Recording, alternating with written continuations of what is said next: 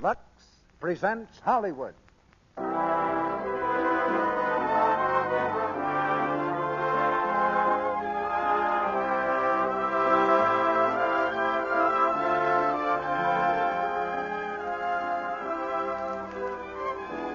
The Lux Radio Theater brings you Bette Davis, Herbert Marshall, and James Stephenson in The Letter.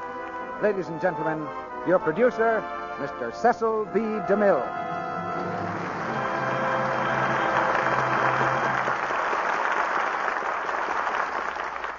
Greetings from Hollywood, ladies and gentlemen.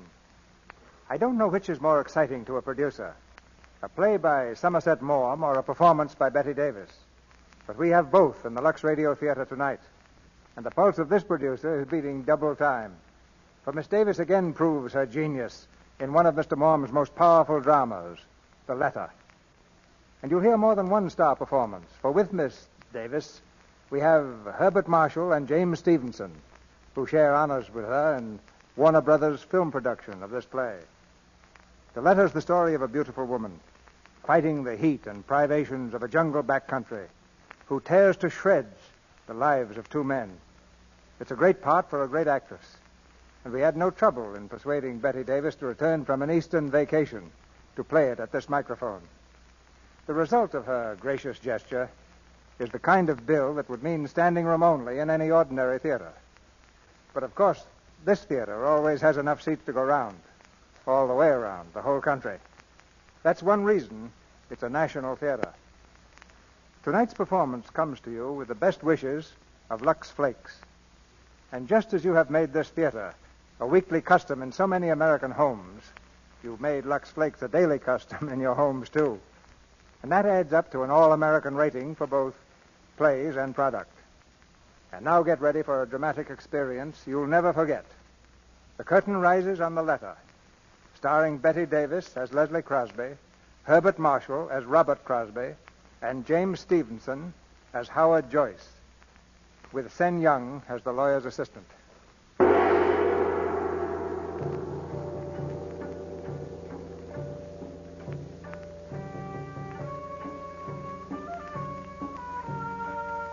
Just north of Singapore, on the Malay Peninsula, lie the great rubber plantations, kingdoms of commerce worked by native labor, ruled by a handful of white men. In the main bungalow on one of these plantations, a light burns dimly through shaded windows. The night is hot and humid. The soft breeze heavy with the scent of flowers. A clouded moon hangs low in the sky, filtering slowly through the trees, making patterns of shimmering silver on the ground. There is deep silence. Suddenly, the door of the bungalow is flung open.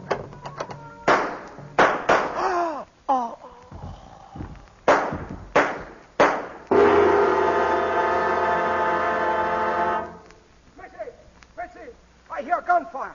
Mr. Crosby, I hear... That man, that is Mr. Hammond. Is he dead? I think him dead. You shoot him, Miss Crosby? Do you know where the new district officer lives? Yes, Missy. Send someone for him at once. Say there's been an accident and Mr. Hammond's dead. Yes, Missy. And get word to my husband. He's out somewhere on the number 4 plantation. Yes, Missy. I try.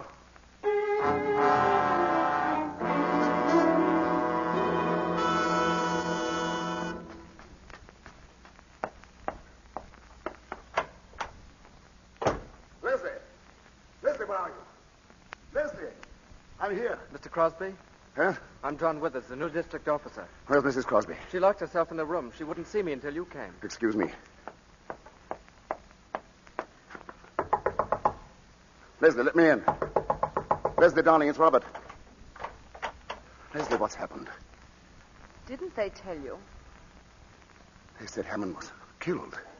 Is he still out there? I had your head boy remove the body to a shed. Leslie, what happened? Tell me. He tried to make love to me, and I shot him. Leslie. Oh, Robert, I'm so glad you've come. Well, darling. Hold me tight. I'm so frightened. There's nothing to be frightened about. It'll be all right. There, now, that's better. I'll try not to do that again. Mr. Withers, I hope you'll understand. I didn't want to see anyone until my husband came. Of course, I understand, Mrs. Crosby. Howard, come in. I got your message in Singapore. Howard, how nice of you to come. Well, naturally, I'd want to be here if I can help. Oh, you will help, then. Of course I will. In every way I can. You're a dear. Mr. Withers, this is Mr. Howard Joyce, my attorney. How do you do? How do you do? How's Dorothy, Howard? Oh, she's very well and anxious to see you. Has her sister arrived from England? Adele? Yes. Charming girl. She came last week. Oh, Here. Here, you better be resting. I do feel dreadfully faint. Come and lie down, Donnie. I'll get you a drink. I'm sorry to be so tiresome. Nonsense. You're being very brave. She's bearing up wonderfully, Mr. Joyce. Yes. Yes, she is. How long have you been here? About an hour. One of the Crosby houseboys came to fetch me. Was Hammond dead? Oh, yes, he was just riddled with bullets. What? Here's the revolver. All 6 chambers are empty. Here, you two. You better have a drink yourselves. Thanks, but I'm afraid I shouldn't. I'm on sort of a duty, you know. I'll have one, Bob. Well, you feeling any better, Leslie? Oh, much better, thanks. Mrs. Crosby, I know it seems brutal, but I'm afraid it's my duty to ask you some questions. I think that can wait, Mr. Withers, until my Oh, wife... it's all right, Robert, really. I feel perfectly well now. Then suppose you tell us exactly what happened, Leslie. I'll try. And take your time, Mrs. Crosby. Remember, we're all friends here. You've been so patient. Well, as you know, Robert was spending the night at number 4 Plantation. Why, never mind being alone. A planter's wife gets used to that. My dear. I had dinner rather late, and I started working on my lace. I don't know how long I'd been working when suddenly I heard footsteps outside, and someone came up on the veranda and said, "Good evening, can I come in?" Well, I was startled because I hadn't heard a car drive up. "Who is it?" I asked. "Jeff Hammond." Oh, of course, I said, "Come in and have a drink." Were you surprised to see him? Well, I was rather. He hadn't been in the house for ages, had he, Robert? 3 months at least. I told him Robert was over at the number 4 Plantation getting out a shipment or something. Wasn't that it, darling? What did he say to that? He said, "Oh, I'm sorry. I felt rather lonely tonight, so I thought I'd just come over and see how you were getting on." Well, I put on my spectacles again and went on with my work. We chatted about one thing and another. He asked me if Robert had heard that a tiger had been seen on the road 2 or 3 days ago. He said he thought he'd try to get it over the weekend. Oh, yes, I know about that. Don't you remember I spoke to you about it yesterday? Did you? Oh, yes, I believe you did. Well, we went on chatting until... Well, suddenly he said something rather silly. What? It's hardly worth repeating. He paid me a little compliment. I think perhaps you'd better tell us exactly what he said. He said, "You've got very pretty eyes. It's too bad to hide them under those ugly spectacles." Has he ever said anything of the sort to you before? Oh, no, never, and I thought it impertinent. I don't wonder. And did you answer him? Yes, I said, "I don't care a row of beans what you think about me." But he only laughed and said, "I'm going to tell you all the same. I think you're the prettiest thing I've ever seen." Leslie. Let her finish, Bob. "In that case," I said, "I can only think you half-witted." He laughed again and moved his chair up closer. But, Mrs. Crosby, I wonder you didn't throw him out there and then. Well, I didn't want to make a fuss. I think a woman makes a perfect fool of herself if she makes a scene every time a man pays her a compliment. When did you first suspect that Hammond was serious? The next thing he said.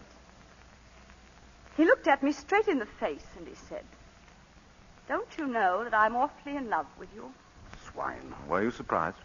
Of course I was surprised. Well, we've known him for 7 years, Robert, and he's never paid me the smallest attention. I didn't suppose he even knew what color my eyes were. We hadn't seen very much of him the last few years. Yes. Go on, Leslie. Well, he helped himself to another whiskey and soda. I began to wonder if he'd been drinking before. "I wouldn't drink any more if I were you," I said. He emptied his glass and asked me in a funny, abrupt way, "Do you think I'm talking to you like this because I'm drunk?" I said, "That's the most obvious explanation, isn't it?" Oh, it's awful having to tell you all this. I'm so ashamed. I wish there were some way we could spare you, Mrs. Crosby. Leslie, it's for your own good that we know the facts, all you can remember of them. Very well. I'll tell you the rest. I got up from my chair. I was standing in front of the table, about here.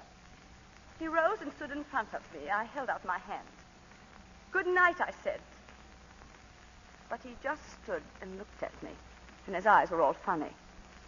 "I'm not going," he said. Well, then I began to lose my temper. "You poor fool, don't you know I've never loved anyone but Robert?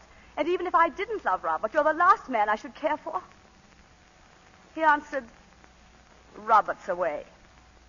Well, that was the last straw. I wasn't frightened, just angry. "If you don't go away this minute," I told him, "I'll call the boys and have you thrown out." I walked past him to call the boys from the veranda, and he took hold of my arm and swung me back. But I screamed as loud as I could. He flung his arms about me and began to kiss me. I struggled to tear myself away from him. Oh, he seemed like a madman. He kept talking and talking and saying he loved me and he loved me. And... oh, it's horrible. I can't go on. I'm sorry, Leslie, but we'll have to know the rest. Well, he lifted me in his arms. I struggled to get free, but he was too strong for me. He started to carry me, and then, well, he stumbled on those steps. I got away from him. Suddenly, I remembered Robert's revolver in the drawer of that chest. He got up and ran after me, but I reached it before he caught me. Oh, it was all instinctive. I didn't know what I was doing. I didn't even know I'd fired. I heard a report and saw him lurch toward the door. I followed him out to the veranda. He staggered across the porch, grabbed the railing, and slipped through his hand as he fell down the steps. I don't remember anything more. Just the reports, one after another, until there was a funny little click and the revolver was empty. And suddenly I looked down and saw him lying there, lying in the moonlight. It was only then that I knew what I'd done. My poor darling. Mrs. Crosby, may I say that I think you behaved magnificently? I'm terribly sorry that we had to put you to the ordeal of telling us all this. You were all very kind. It's quite obvious the man only got what he deserved. Withers, if you'll come with me, I'd like to see the body. Oh, yes, I'll take you to the shed. We'll only be a few minutes.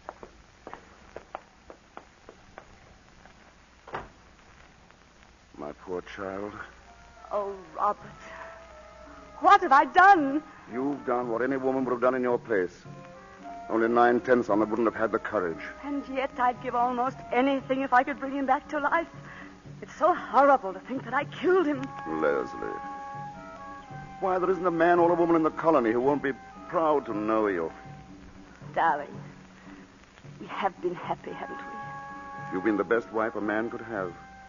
I'm grateful for all the time we've been together. Don't say it that way, darling. It sounds so in the past. Nonsense. We've got most of our lives ahead of us. Oh, if only there was something I could do to help you right now. You can love me. That's all I need. I've always loved you. Yes, but now. Leslie, darling, if I could love you any more, I would now. Robert.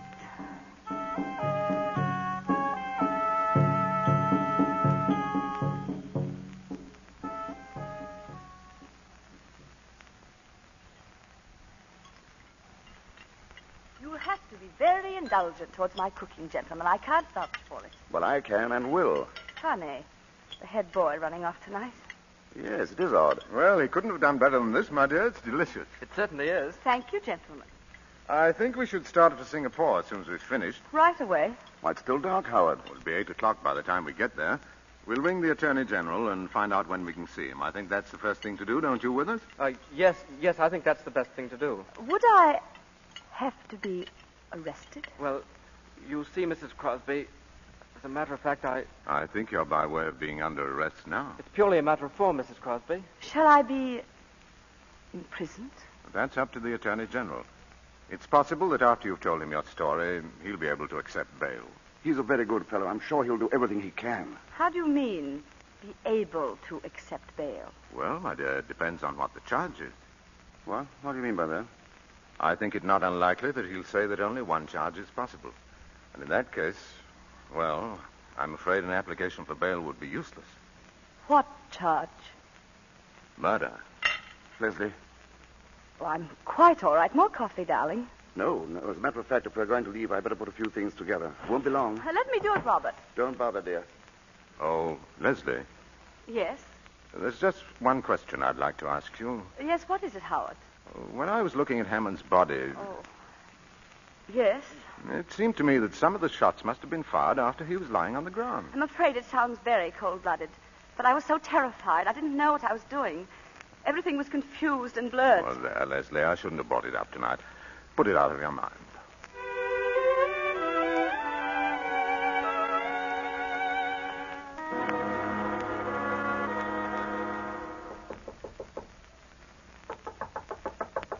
Come in.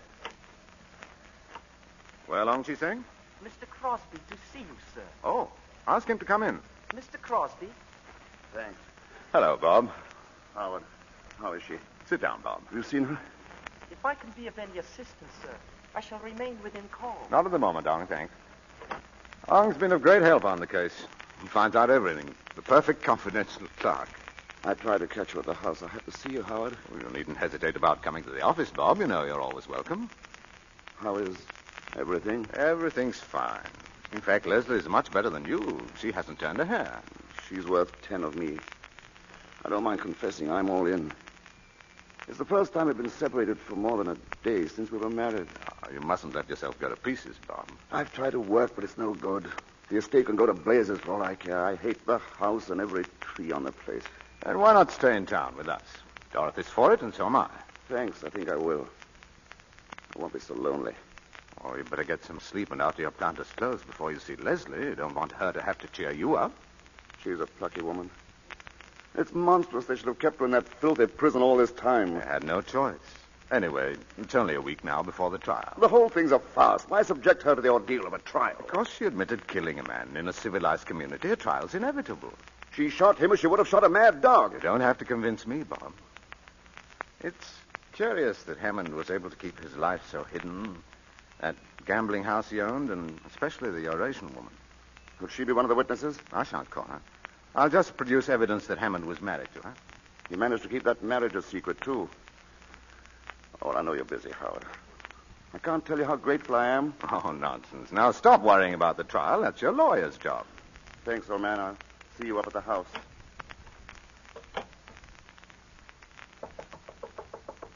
Yes? Mr. Joyce, Well, Ong? if you are not too busy, sir, might I trouble you for a few words in private conversation? No trouble at all, Ong. It has to do with the case of the Crown versus Crosby. Yes? A friend has brought me information, sir, that there is in existence a letter from the defendant to the unfortunate victim of the tragedy. Well, that's not surprising. In the course of 7 years, I've no doubt Mrs. Crosby often had occasion to write to Mr. Hammond. But the letter, sir, was written on the day of the late Mr. Hammond's death. Well? You will no doubt recall that Mrs. Crosby has stated that until the fatal night, she had had no communication with the deceased for several weeks. In my opinion, this letter indicates that her statement is not, in every respect, accurate. Have you seen the letter? I have with me a copy, sir. The original is in possession of a woman who happens to be the widow of Mr. Hammond, deceased. May I read it? Oh, certainly, sir. Of course, as I said, this is but a copy in my handwriting.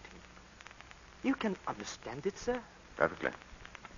Ong, it's inconceivable that Mrs. Crosby should have written such a letter. May I suggest, sir, that it would be well to make sure, since my friend is of the opinion that the letter might be of some interest to the prosecutor. I'm obliged to, Ong. I'll give the matter my consideration. Very good, sir. Do you wish me to communicate that to my friend? Might be well if you kept in touch with him. Yes, sir. It might be very well.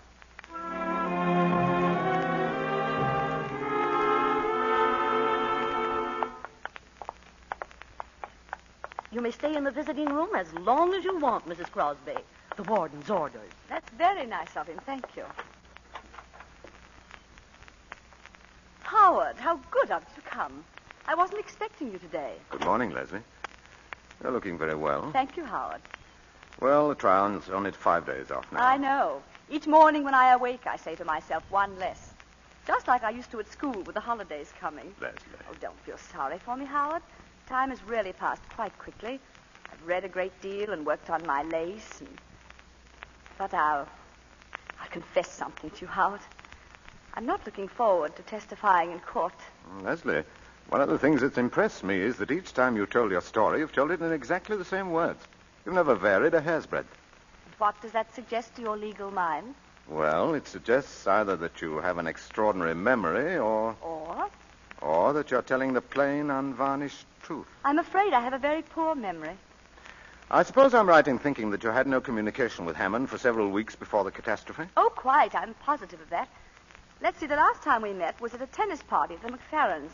I don't think I said more than 2 words to him. And you hadn't written to him? Oh, no. Well, at one time you've been on fairly intimate terms with him. How did it happen that you stopped asking him to anything? Well, we hadn't anything much in common, and he was very popular, you know. Had a good many calls on his time, and, well, there didn't seem to be any need to shower him with invitations. Are you quite certain that was all? Well, I may as well tell you. We heard about his wife, and once, just by chance, I actually saw her. Oh, you never mentioned that. What was she like? Horrible. Covered with gold chains and bangles and bracelets. And a face like a mask. And it was after you knew about her that you stopped having anything to do with Hammond? Yes. Leslie, I think I should tell you that there is in existence a letter in your handwriting from you to Jeff Hammond. Oh, well, I've often sent him little notes to ask him something or other. This letter asks him to come and see you because Robert was going to be away. Oh, but that's impossible. I never did anything of the kind. You better read it for yourself. This is not my handwriting. I know. It's said to be an exact copy of one written on the day of Hammond's death. Well, Leslie? What does it mean? That's for you to say, Leslie. I didn't write it. I swear I didn't write it. If the original is in your handwriting, it'd be no use denying it. It could be a forgery. It'd be difficult to prove that. It would be easy to prove it was genuine. Well, it's not dated. It might have been written years ago. Oh, if you give me a little time, I'll try to remember. Leslie, the prosecution could cross-examine your houseboys. They would soon find out whether someone took a letter to Hammond on the day of his death. I swear to you that I did not write this letter. Very well. And there's nothing more to talk about. I'll be going. Howard, wait a minute. I did write it, but I was afraid to mention it. I thought none of you would believe my story if I admitted that he'd come there at my invitation. Go on. You see, I was preparing a surprise for Robert's birthday. I knew he wanted a new gun, and I'm so dreadfully stupid about sporting things. I thought I'd talk to Jeff about it and get him to order it for me. Perhaps you've forgotten what's in the letter. Will you have another look at it? No, I don't want to. Then let me read it to you. Robert will be away. I absolutely must see you. I'm desperate, and if you don't come, I won't answer for the consequences. Don't drive up to the door. Leslie, I shall have to talk to you very plainly. I told Bob today that I was certain of your acquittal, and I didn't say that just to cheer him up. I don't believe the jury would have retired at all. But this letter alters the case completely. I won't tell you what I personally thought when I read the letter. The duty of counsel is to defend his client, not to convict her, even in his own mind. I don't want you to tell me anything but what is needed to save your neck. Oh. They can prove that Hammond came to your house at your urgent invitation. I don't know what else they can prove, but if the jury comes to the conclusion that you didn't kill Hammond in self-defense... Oh, no, they'll... Leslie! Matron, quickly! Yes, sir? Call nurse. Mrs. Crosby's ill.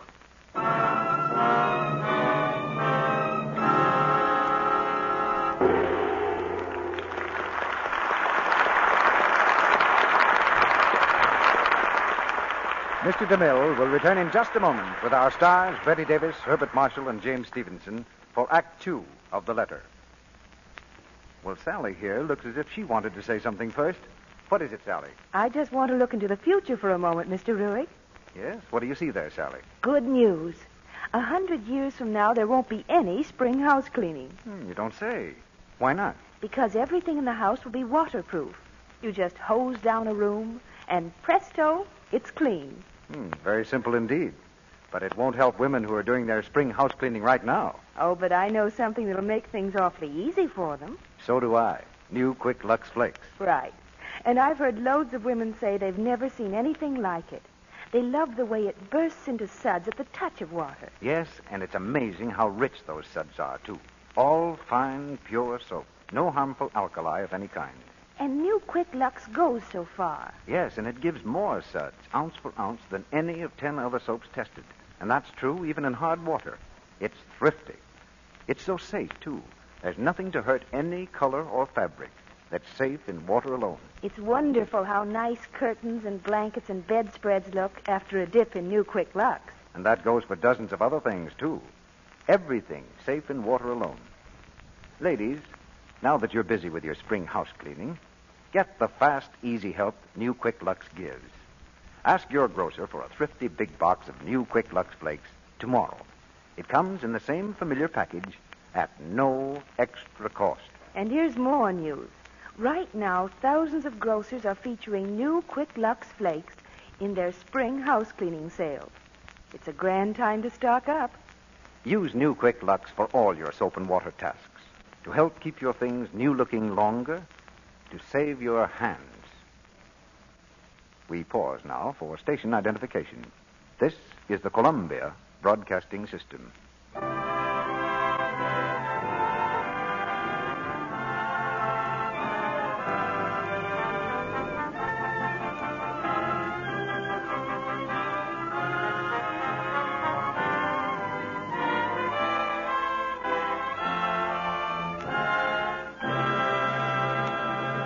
Act 2 of The Letter, starring Bette Davis as Leslie Crosby, Herbert Marshall as Robert Crosby, and James Stephenson as Howard Joyce.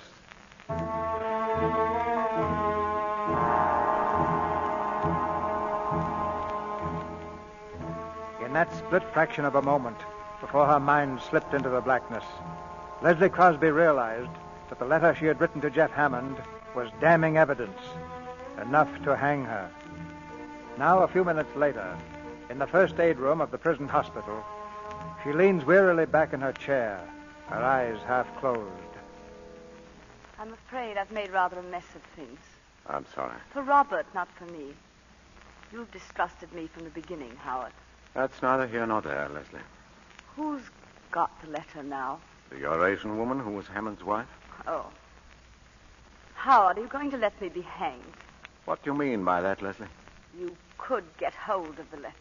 Do you think it's so easy to do away with unwelcome evidence? But surely nothing would have been said to you if the owner wasn't quite prepared to sell it. That's quite true. But I'm not prepared to buy it. Oh, but it wouldn't be your money. Robert has saved some. I wasn't thinking of the money. I don't know if you'll understand this, Leslie, but I've always thought of myself as an honest man. You're asking me to do something which is no better than suborning a witness. Do you mean to say you can save me and you won't? What harm have I ever done you? You can't be so cruel. I want to do my best for you, Leslie, but a lawyer has a duty to his profession and to himself. I can't do what you ask. Oh, poor Robert. He doesn't deserve it. He's never hurt anyone in his life. He's so kind and simple and good, and he trusts me so. I mean everything to him, everything in the world. And this will ruin his life. Oh, I know what you're thinking. You despise me. You think he's well rid of me if they do hang me. I don't despise you. It isn't important what I feel about you, do you understand? I'm going to do what I can. Oh. Bob will want to know what the money's for. Will it be a very large sum? I imagine this woman has a pretty shrewd idea of the letter's value. You won't have to show Robert the letter, will you? I'll do everything possible to prevent him from seeing it. He'll be an important witness, and he should be as firmly convinced of your innocence as he is now. And after the trial? I'm going to try and save your life. Oh, if Robert loses his trust in me, he loses everything. It's strange that a man can live with a woman for 10 years and not know the first thing about her.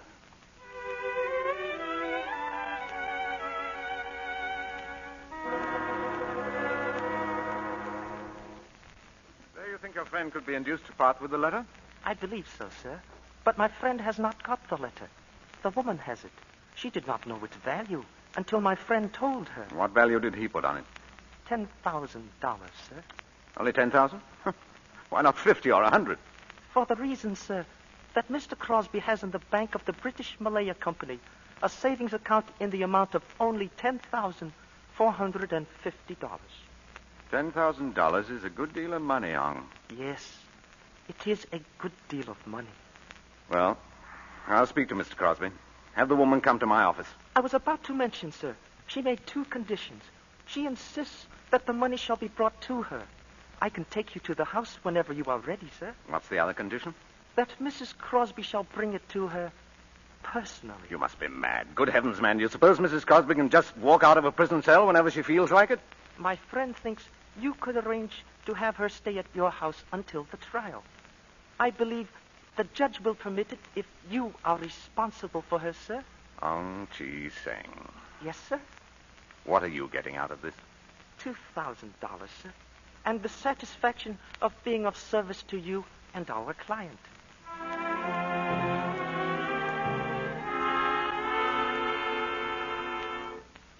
Sit down, Howard. I've taken the liberty of ordering for you. Oh, thanks. Well, you're looking more cheerful, Bob. I feel better since this morning. I guess you finally convinced me we've nothing to worry about.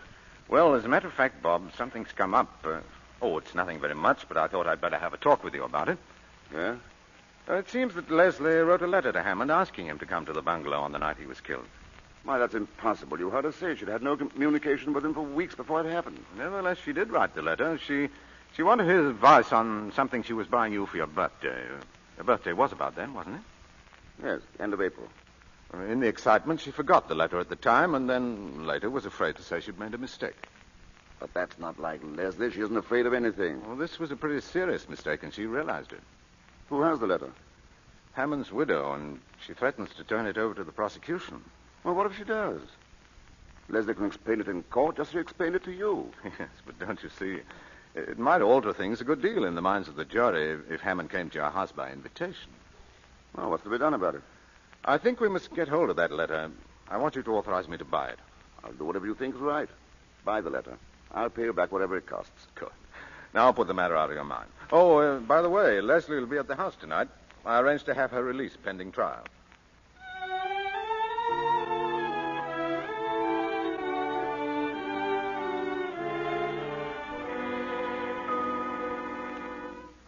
Leslie, don't tell me that's the same lace I saw you working on at the McFarrians. How can you go so fast? Well, I haven't had anything else much to do this past month. What's it going to be?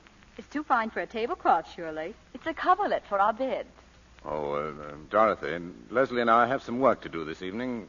Look here, Bob, why don't you take the girls to a picture? Well, it won't take all evening, will it, Ron? Well, there's a lot to go over. There's no use you three hanging around. You'd much better see a good film. Yes, darling, go ahead. It'll take your mind off tomorrow. I want you to. All right, then. I'll bring the car around. Come on, Adele. I can see the legal mind is anxious to get rid of us. Night, Leslie. Good night. Where do we have to go? Chinese Quarter. Some sort of a shop, I believe. Well, I've always wanted to see the Chinese Quarter. I hear it's a bit creepy. Of course, I'd have chosen other circumstances for a visit. Be flippant about your own crimes if you want to, but don't be flippant about mine. Oh, I'm sorry, Howard. I didn't mean to be flippant. Really, I didn't. Maybe it's my own sense of guilt, but I have an unpleasant feeling that I'll have to pay the piper for what I'm doing tonight. I'm jeopardizing my whole career, and I have to rely on your discretion. Whatever else I am, I'm not ungrateful. Oh, forget what I said. When did you first start doing that lace work, Leslie? Oh, a few years ago. How did you happen to take it up? Well, I wanted something to do, and it appealed to me. But it must take enormous concentration and patience. I find it soothing.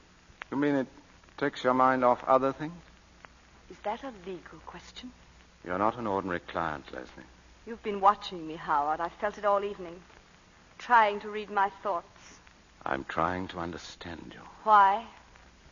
Because I'm so evil. That's it, isn't it?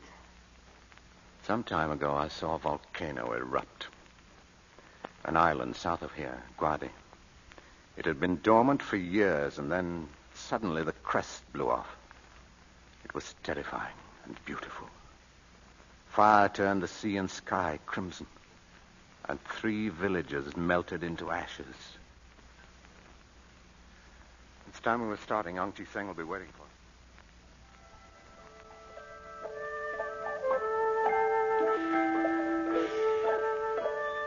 Come in. Please come in. This is the shop of my friend. If you will wait here, I will return in just a moment. Let's not be too long about it, Ong. I will speak to the lady at once, sir. Well, they seem to have a little of everything to sell here. Most of these shops do. That looks like good jade. And this dagger. See the workmanship on the ivory handle. Imagine all that on a knife. He who kills with an unworthy tool commits 2 crimes, one against himself. Will you follow me, please? The lady will see you now.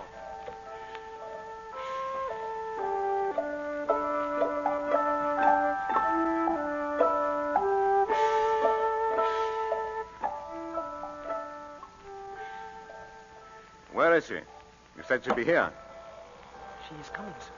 Well, what's she standing there for? Ask her if she has the letter. Yes, sir. 你嗰封信喺處嘛？封信我信得過唔好咧。Mrs. Crosby, I regret, but the veil that you wear over your head Mrs. Hammond requests that you remove it. Of course.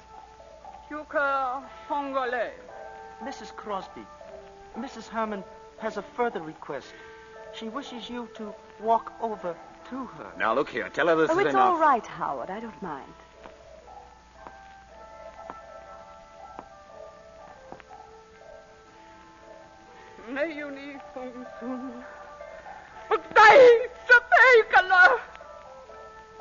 What does she say? Mrs. Hammond, you may have the letter if you will pick it up at her feet. Thank you.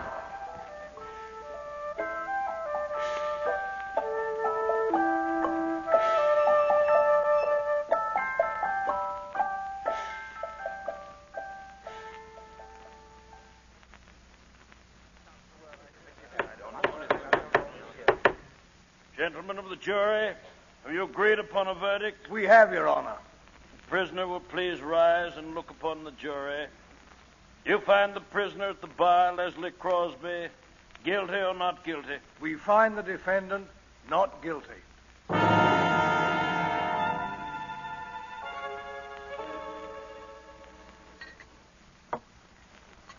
And from that day on, I made a solemn vow that I wouldn't make another cocktail until Leslie was acquitted. So if these aren't up to my usual high standard, remember, I'm out of practice. Dorothy, darling, they're wonderful. Never been better. Robert Crosby, right now you wouldn't know what you were drinking. I guess that's right. I can't taste or think or feel. All I can do is keep saying to myself over and over, Leslie's safe. Darling. Well, anyone planning to bathe, shower, or sponge before dinner should be getting at it. A shower for me. I've laid out some things for you, Leslie. Thank you.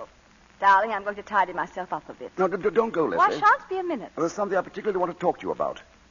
And, Howard, I want to see you, too. I want your legal opinion. Oh, you do? What's up?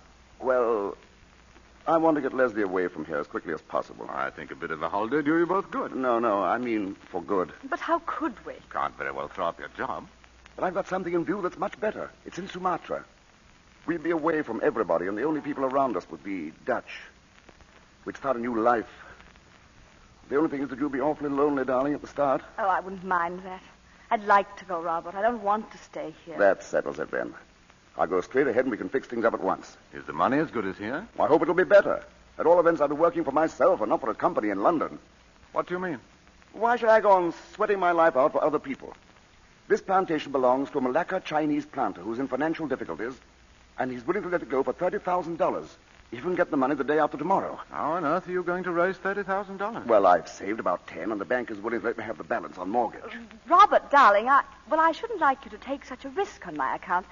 I'll be perfectly all right here. Really, I shall. Nonsense, darling. You just said you wanted to go. No, but I'm not sure it wouldn't be a mistake to run away. Everyone's been so kind, and they'll all help to make it easy for us. I think the thing to do is to stick it out here. Well, anyhow, it's not a thing you want to rush into. Let's wait and see. Why should I wait? It's a good thing, and I don't want to lose it. Look, I've got all the papers in my briefcase. I'll go and get them, and you can see for yourself. And I have a couple of photographs of the bungalow to show Leslie. I don't want to see them. Please, Robert. Oh, come, darling. That's just nerves. That shows how necessary it is for you to get away. But, Robert... Leslie, darling, in this case, you must let me have my own way. I won't be a minute. Howard, what are you going to do? What can I do? Oh, don't tell him now. I can't bear any more. You heard what he said? Wants the money at once to buy the estate. Can't. He hasn't got it. Give me a little time. I can pay it back. Leslie, I can't afford to let you have a sum like that. I've mortgaged everything I own. I was glad to advance it, but I can't. Where is the letter? I have it in my pocket. Oh, it will break his heart. What shall I do? I don't know, Leslie. If I tell him, he'll want to see the letter, of course.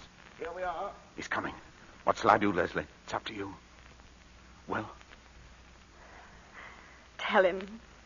Tell him and have done with it.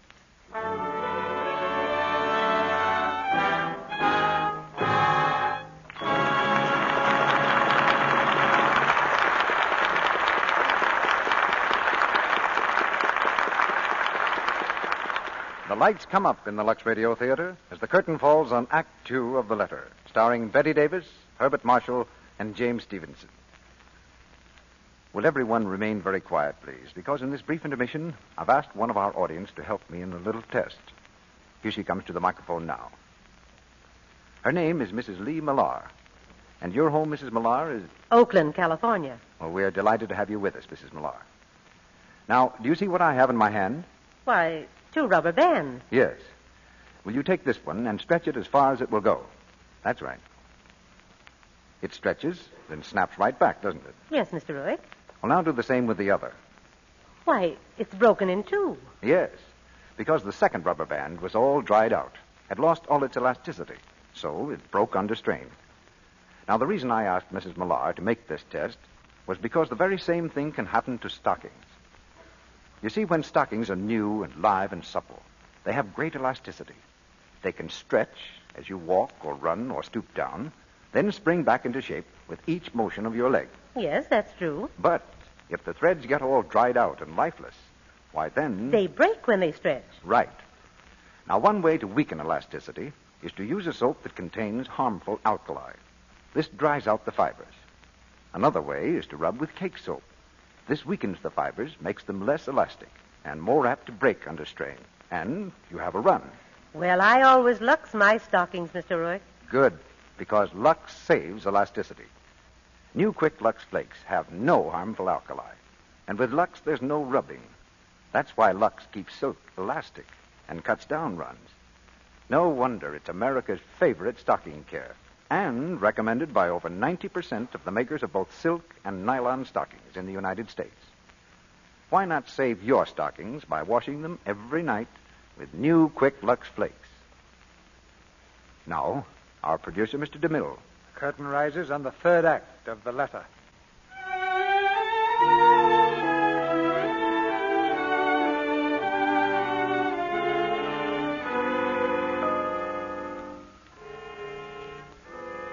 Robert Crosby has returned to the room, his thoughts full of plans for the purchase of the new plantation. In silence, Leslie and Joyce watch Robert, brimming over with enthusiasm, arrange his papers on the desk. This is really a handsome estate. We'll be stealing it for $30,000. Bob, I don't like to throw cold water on your plans, but hasn't it struck you that the costs of what we've just been through will be pretty heavy? Costs? Oh, yes, the legal expenses. Oh, you know, I couldn't charge you anything for my services, but there are certain out-of-pocket expenses. That's awfully decent of you. I'm not sure I could accept that. But what do these other expenses amount to? Well, the principal item is that letter of Leslie's I mentioned to you. Oh, yes, I'd almost forgotten. You see, you were going to... I had to pay a great deal of money for it. Well, if you thought it necessary, I'm not going to grouse. How much was it? $10,000. $10,000? Well, you must have been mad. You may be quite sure I wouldn't have given that if I could have got it for less. Oh, that's every cent I have in the world. Why didn't you let them bring the letter in and explain it to the jury? I didn't dare. Well, you mean it was absolutely necessary to suppress it? If you wanted Leslie acquitted. What was there in the letter? I told you at the time. It was very stupid of me, Robert. I remember now. You wrote to Hammond to ask him to come to the bungalow. Yes. You wanted to get something for me, didn't you? Yes, I wanted to get you a gun. He knew all about that sort of thing, and you know how ignorant I am.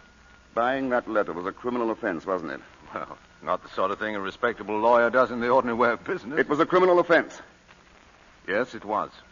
I might be disbarred for it. Then why did you do it, you of all people? What were you trying to save me from? Leslie, you knew I was buying a gun from Cameron. Why did you want to make me a present of another? But how should I know you're going to buy a gun? Well, because I told you. Well, I'd forgotten. I can't remember everything. You hadn't forgotten that. What do you mean, Robert? Why are you talking to me like this? Who has the letter now? I have. Where is it? Bob, it's not your letter or mine. I've got to pay $10,000 for that letter. I'm going to see it. Let him see it. Thank you.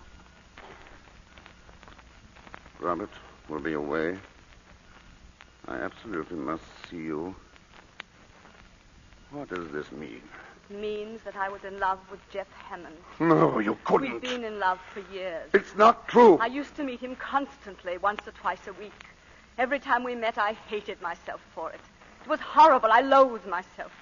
I was like a person who was ill. Then came a time about a year ago when he began to change toward me. I didn't know what was the matter. I was frantic.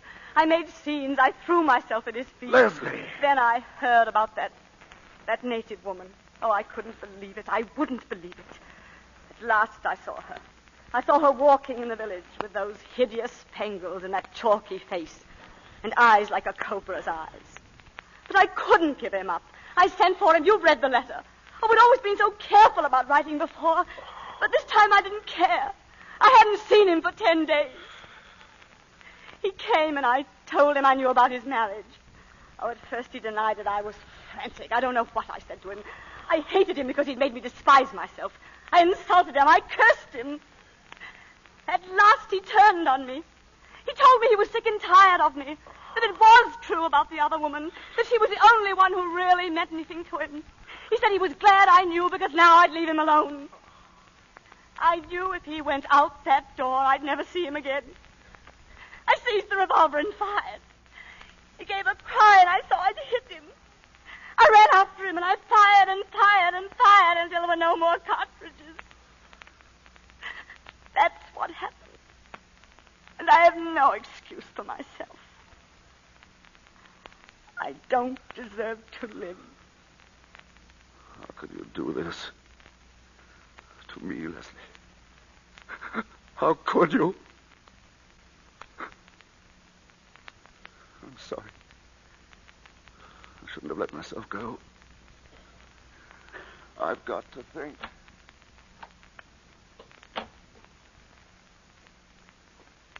Leslie. Well? He's going to forgive you. Yes. He's going to forgive me.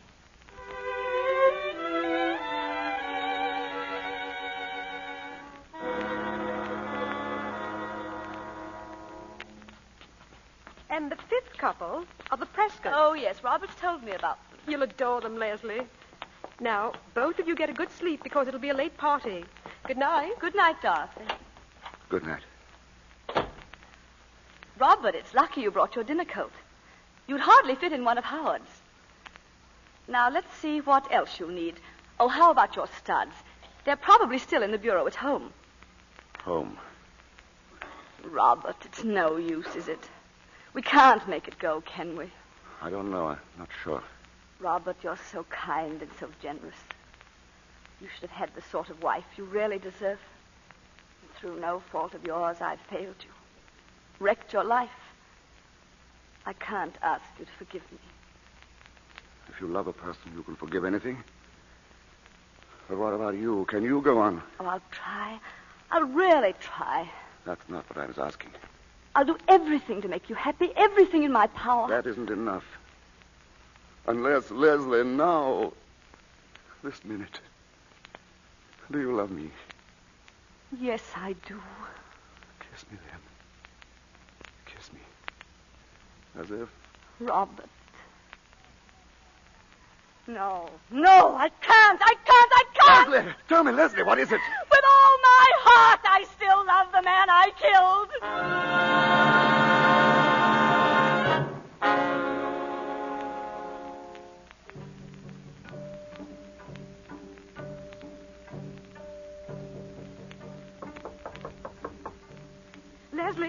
Leslie, let me in. My dear, they're all waiting for you. This is your party, you know. I'm sorry, Dorothy. I took rather long to dress. Leslie, isn't that your lace work? Yes. Were you working on it just now? A little. I'm anxious to finish it. Leslie, please come downstairs. Of course, dear. In a few minutes. Very well. When did you first start doing that lace work, Leslie? I find it soothing. You mean it takes your mind off other things? I couldn't give him up. I sent for him. At last he turned on me. He was sick and tired of me. She was the only one who meant anything to him. She was the only one. I hardly know what happened. I seized the revolver and fired until there were no more cartridges. I have no excuse for myself. I don't deserve to live. I don't deserve to... Who's out there? Who is it? You, I see you there. Mr. Crosby! Come here. What are you doing out there? I don't want to come. She make me come. She tell me I come here. She? Mrs. Hammond. Yo, Mrs. Hammond. She tell me I come here. Bling dagger. Leave it outside window. Yes. Dagger, Missy. She say bling dagger to you. She's here, then. Miss Hammond on path by gate. You no go in garden, Miss Crosby. She kill you. She wait there. That is what dagger mean. She kill you, you go in garden. Missy, you know tell the police I come. You know tell the police I come. You know tell the police I come. Dagger, see the workmanship on the ivory handle. Imagine all that on a knife. He who kills with an unworthy tool commits two crimes. One against himself. I don't deserve to live. I don't deserve to live. I don't deserve to live. Leslie! Leslie? Yes. You've got to do something about Bob. He's behaving very strangely. What is it? I don't know. First I thought he was drunk, but it's worse than that. I'll be right down. But where will you ship from, Crosby? Oh, it's near a good harbor, only 5-6 miles away. And I can ship my rubber for less money. I ought to get ahead fast. In 10-15 years, I can live in London, travel, do anything I please. Robert, will you come outside with me, darling, please? Not now, darling. Maybe later. I'm telling the boys about my new plantation. Sounds like quite a place. Of course, we'll miss Singapore. Our friends are here. We've had some mighty fine times. No English people in that part of Sumatra, only Dutch and natives. Going to be a little lonely at first, maybe. But we'll get used to it. Robert, There'll be just the two of us. But my wife's a good sport. Always can count on her. She's not afraid of anything. And we'll have each other. That's the important thing. Stop it! Stop it! I can't stand anymore. I can't stand it. Give me a drink. I want a drink. Howard, where is Leslie? Where did she go? She ran out into the garden. The garden. I'll find her. No, let her alone. There's nothing you can do for her.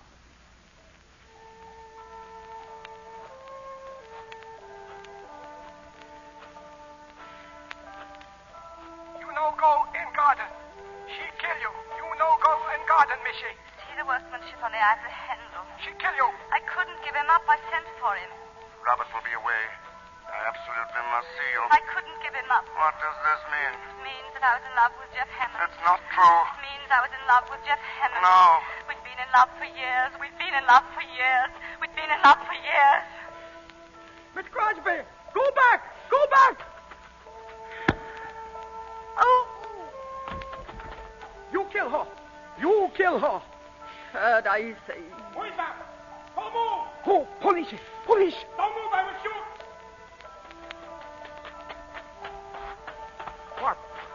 What you do here? I do nothing. I tell her not go into garden. I tell her. Oh, this woman, she's dead. John had I fella. What the sick? She say she kill her. It was right. She died. Leslie! Leslie! Leslie!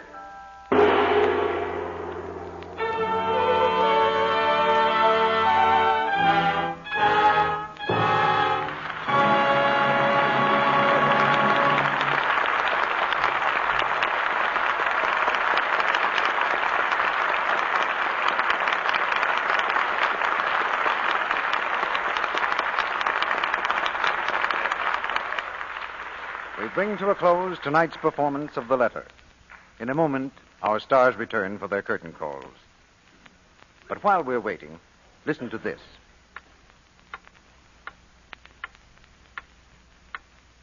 Hear that clock? Morning, noon, and night. 3 times a day, 7 days a week, the dishes have to be washed. You can't get around it. But you can make it pleasanter, the way thousands of women have. That's with new, quick Lux Flakes. It helps do away with one of the things women hate most about dishwashing, the red, rough housework look it gives your hands. Yes, new Quick Lux is kind to hands. This was recently proved by hundreds of dramatic one-hand tests made in a laboratory under conditions similar to home dishwashing. 5 different soaps frequently used for dishwashing, including Lux, were tested. 3 times a day, for weeks, hundreds of women dipped one hand in Lux suds, the other in suds from another soap. The results were amazing. The Lux hands looked so much softer and smoother than the other hands. Now you know that lovely hands are such an important part of a woman's charm. You want yours to stay soft and smooth, of course. So why not try new Quick Lux Flakes in your dishpan tomorrow? Will you do that? It's in the same familiar box, and it costs you no more. It's fast, thrifty, and so kind to your hands. Here's Mr. DeMille with our stars. Back for a curtain call come the stars of the letter. Bette Davis, Herbert Marshall, and James Stephenson. Mr. DeMille, I know Herbert Marshall and James Stephenson joined me in thanking every member of the fine cast which appeared with us tonight. And so do we. Tell me, how was your vacation, Betty? Oh, I always have a wonderful time in New Hampshire. We've been reading about the big celebration they had at the premiere of your new picture, The Great Lie, at Littleton. Your birthday, too, wasn't it, Betty? Yes, Jimmy. We were trying to raise some money for a local charity, and Warner Brothers very kindly came through with the premiere of The Great Lie to help us raise the money. After that birthday party, Hollywood must seem like a ghost town. Well, it seems restful for the first time. I've enjoyed very much coming back to the Lux Radio Theater tonight, Mr. DeMille, and I'd like to know what you plan for next week. Next week's play, Betty, is the delightful comedy, Wife, Husband, and Friend. And who's in the cast, Mr. DeMille? We're going to have George Brent, Priscilla Lane, and Gail Patrick. You'll hear George Brent as a perfectly normal businessman whose wife, played by Priscilla Lane, is ambitious to become an opera singer. The solution to this domestic problem comes in a surprise twist that made the 20th Century Fox picture a hit on the screen and gives us a gay and exciting prospect for next Monday night. That's a show I certainly don't want to miss, T.B. Good night. Good night. Good night. You've written your names in red letters here tonight.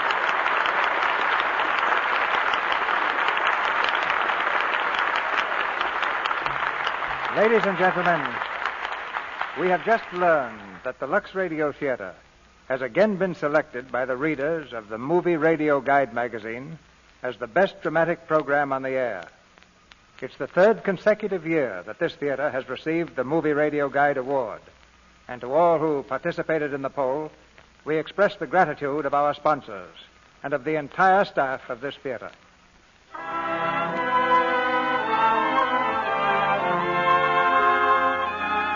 Our sponsors, the makers of Lux Flakes, join me in inviting you to be with us again next Monday night when the Lux Radio Theater presents George Brent, Priscilla Lane, and Gail Patrick in Wife, Husband, and Friend.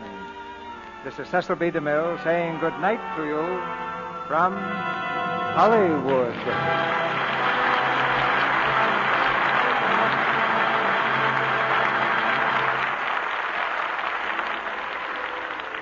Herbert Marshall will soon be seen in the Columbia picture Adventure in Washington.